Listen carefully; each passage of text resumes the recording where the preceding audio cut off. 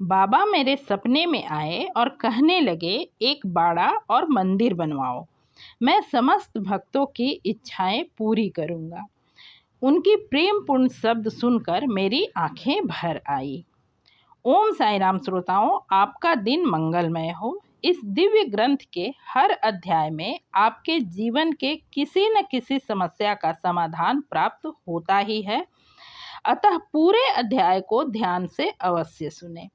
श्री साईं की प्रेरणा और उनके ही आशीर्वाद से मैं साईं सचरित्र के हर अध्याय का मूल भावार्थ को शॉर्ट करके सुनाती हूँ।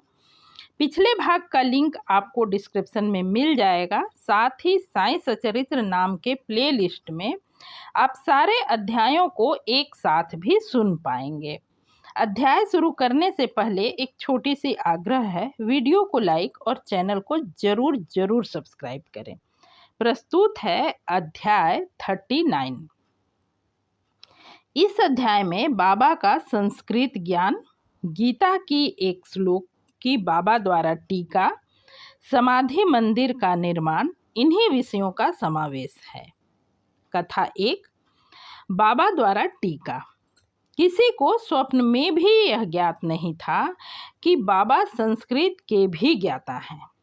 एक दिन नाना साहेब चांदोरकर को गीता के एक श्लोक का अर्थ समझाकर उन्होंने सबको विस्मय में डाल दिया। नाना साहेब वेदांत के विद्वान थे। उन्होंने अनेक ग्रंथों सहित गीता का भी अध्ययन किया था तथा उन्हें अपने इस ज्ञान का अहंकार भी था। एक दिन नाना साहेब बाबा के पैर दबा रहे थे। यह उस समय की बात है जब शिरडी में बहुत अधिक भक्तों का आना शुरू नहीं हुआ था। नाना साहेब बाबा के पैर दबाते हुए अस्पष्ट शब्दों में कुछ गुनगुना रहे थे। बाबा ने पूछा, तुम धीरे धीरे क्या कह रहे हो? मैं गीता के एक श्लोक का पाठ कर रहा हूँ। कौन सा श्लोक है? यह भागवत गीता का एक श्लोक है, जरा जोर से सुनाओ। तब नाना ने स्पष्ट शब्दों में उस श्लोक को सुनाया। बाबा ने पूछा, क्या तुम्हें इसका अर्थ विदित है? जी महाराज। तो मुझे बताओ। नाना ने पूरे श्लोक का अर्थ बताया। तब बाबा बोले, ऐसे नहीं, एक एक शब्द का अर्थ बताओ। जब नाना ने एक एक शब्द का अर्थ बताना शुरू किया, तब बाबा ने सवाल किया, परिप्रश्न का क्या अर्थ है? नाना ने सहज ही कहा, प्रश्न पूछना। तो प्रश्न का क्या अर्थ है? नाना ने फिर कहा, वही प्रश्न पूछना। तब बाबा बोले, यदि प्रश्न और परिप्रश्न का अर्थ एक ही है तो व्यास जी ने परि उपसर्ग का प्रयोग क्यों किया? बाबा, मुझे तो इस शब्द का कोई और अर्थ मालूम नहीं।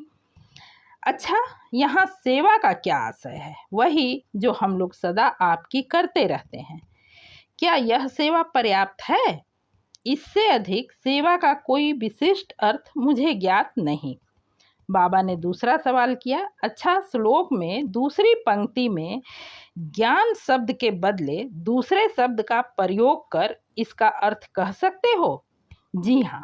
कौन सा शब्द? अज्ञानम। तो क्या इस शब्द को जोड़कर श्लोक का अर्थ निकलता है? जी नहीं। शंकर भाष्य में इस प्रकार की कोई व्याख्या नहीं है। नहीं है तो क्या हुआ? यदि अज्ञान जोड़कर कोई उत्तम अर्थ निकल सकता है तो इसमें आपत्ति क्या है? कृष्ण ने अर्जुन को क्यों ज्ञानियों को नमस्कार करके उनसे प्रश्न पूछने, उनकी सेवा करने का उपदेश दिया? क्या वे स्वयं ज्ञान अवतार नहीं थे? तब नाना ने कहा, हाँ, यही मुझे समझ नहीं आता कि स्वयं ज्ञान अवतार होते हुए भी उन्होंने अर्जुन से अन्य ज्ञानियों के लिए क्यों कहा? तो क्या तुम्हारी समझ में कुछ नहीं आया? अब नाना हतप्रभ थे, उनका घमंड चूर हो चुका था। तब बाबा ने इस प्रकार समझाया, ज्ञानियों को केवल साष्टांग नमस्कार करना पर्याप्त नहीं, सद्गुरु के प्रति अनन्य भाव से शरणागत होना चाहिए।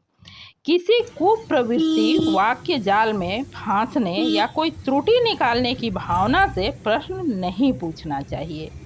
मैं सेवा करने या ना करने के लिए स्वतंत्र हूँ, ऐसी भावना के साथ की गई सेवा सेवा नहीं कही जाती। मन में ऐसे भाव होने चाहिए कि इस शरीर पर गुरु का ही अधिकार है और उनकी सेवा के लिए ही यह विद्यमान है। नाना को समझ में नहीं आ सका कि गुरु किस प्रकार अज्ञान की शिक्षा देते हैं।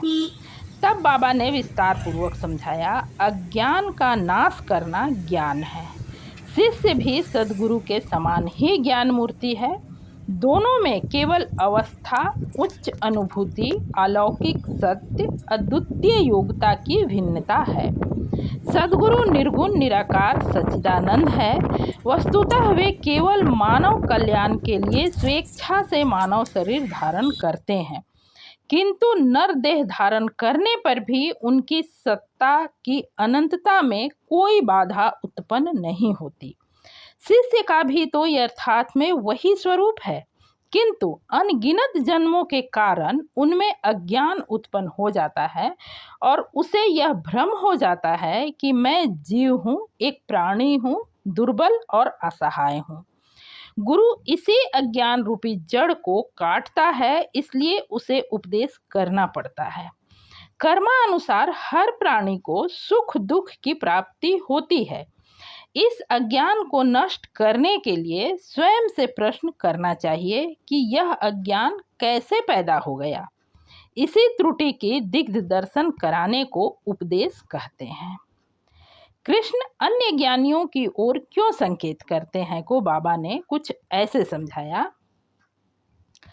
सद्भक्त के लिए प्रत्येक तत्व वासुदेव है तथा गुरु शिष्य को वासुदेव मानता है और कृष्ण इन दोनों को अपने प्राण और आत्मा। चूँकि श्री कृष्ण को विदित था कि ऐसे अनेक गुरु विद्यमान हैं, इसलिए उनका मान बढ़ाने के लिए श्री कृष्ण ने अर्जुन से ऐसा उल्लेख किया। श्रोताओं, ठीक ऐसे ही है ना अपने बाबा मानव तन धारण कर शिरडी में निवास कर रहे थे, तब भी उन्होंने अपने पास आने वाले कई भक्तों को अन्य देवी देवताओं तथा अन्य गुरुओं के पास भेजा और आज भी हमारे अंदर बैठकर हमारे मन को बदलकर हमारी ही भलाई के लिए यहाँ वहाँ भेजते हैं। आगे की कथा सुनिए। कथा 2, समाधि मंदिर का निर्माण। बाबा जो कुछ करना चाहते थे उसकी चर्चा वे कभी नहीं करते। आसपास ऐसा वातावरण और परिस्थिति का निर्माण कर देते कि लोगों को उसका परिणाम देख अचंभा होता। समाधि मंदिर इस विषय का बड़ा उदाहरण है। नागपुर के प्रसिद्ध लक्षाधिपति श्रीमान बूटी साहब सकुटुंब शिरडी में रहते थे। एक बार उनके मन में विचार आया कि शिरडी में अपना एक वाड़ा होना चाहिए। कुछ ही दिनों बाद जब वे दीक्षित वाड़े में सो रहे थे, उन्हें स्वप्न आया। बाबा ने उनके सपने में आकर कहा, तुम अपना एक वाड़ा और मंदिर बनवाओ। सामा भी वहीं सो रहे थे। उन्होंने भी ठीक वैसा ही स्वप्न देखा। सुबह बूटी साहब जब उठे तो सामा को रोते देखा। पूछने पर उसने बताया, बाबा मेरे सपने में आए और कहने लगे एक बाड़ा और मंदिर बनवाओ, मैं समस्त भक्तों की इच्छाएं पूरी करूंगा। उनके प्रेमपूर्ण शब्द सुनकर मेरी आंखें भर आई। बापू साहब को बड़ा आश्चर्य हुआ कि दोनों के स्वप्न एक से ही हैं। धनाढ्य तो वे थे ही। उन्होंने वाड़े का निर्माण करने का निश्चय कर लिया और सामा के साथ बैठकर एक नक्शा खींचा। काका साहब दीक्षित ने भी उसे स्वीकृत किया और जब नक्शा बाबा के सामने प्रस्तुत किया गया, उन्होंने भी तुरंत ही स्वीकृति दे दी। तब निर्माण कार्य आरंभ हो गया। सामा की देखरेख में निचला मंजिल बनकर तैयार हो गया। बाबा भी लेंडी जाते आते समय परामर्श दे दिया करते थे। आगे यह कार्य बापू साहब जोग को सौंपा गया। तब उन्हें यह विचार आया कि बीच में मुरलीधर की मूर्ति की स्थापना भी की जाए। यह विचार सभी को पसंद आया। बाबा जब वाड़े के पास से जा रहे थे, सामा ने मूर्ति के बारे में पूछा। बाबा ने स्वीकृति देते हुए कहा, जब मंदिर का कार्य पूर्ण हो जाएगा तब मैं स्वयं ही वहां निवास करूंगा। जब सामा ने बाबा से पूछा कि क्या यह मूर्ति के कक्ष की नींव के कार्य आरंभ का शुभ मुहूर्त है, बाबा ने स्वीकारात्मक उत्तर दिया तो सामा ने उसी वक्त एक नारियल लाकर तोड़ा और कार्य आरंभ हो गया। ठीक समय पर सब कार्य पूरा हुआ और मुरलीधर की एक सुंदर मूर्ति बनवाने का प्रबंध किया गया। अभी उसका निर्माण कार्य आरंभ नहीं हो पाया था कि बाबा की स्थिति चिंताजनक हो गई। अब सभी निराश हो गए। बूटी साहब ने सोचा यदि बाबा ने अपना देह त्याग दिया तो वाड़ा उनके पवित्र चरणास्पर्श से वंचित रह जाएगा और मेरा सारा खर्च व्यर्थ हो जाएगा। किंतु अंतिम समय बाबा के श्रीमुख से निकले वचनों ने कि मुझे वाड़े में ही रखना, ना सिर्फ बूटी साहब को बल्कि अन्य सभी लोगों को शांति प्रदान की। बाबा का पवित्र शरीर मुरलीधर की मूर्ति के स्थान पर रख दिया गया। बाबा स्वयं मुरलीधर बन गए और वाड़ा साईं बाबा का मंदिर। उनकी अगाध लीलाओं का था कोई न पा सका। बूटी साहब धन्य हैं जिनके वाड़े में बाबा का दिव्य और पवित्र पार्थिव शरीर अब भी विश्राम कर रहा है।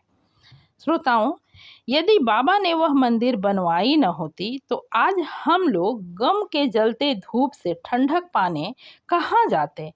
धन्य है साईं और अद्भुत है उनकी लीलाएं। बाबा की प्रेरणा से ही किया जा रहा मेरा यह प्रयास आपको तनिक भी अच्छा लगा हो तो वीडियो को लाइक और चैनल को जरूर सब्सक्राइब करें। वीडियो में अब तक बने रहने के लिए हार्दिक धन्यवाद। ओम साईं राम।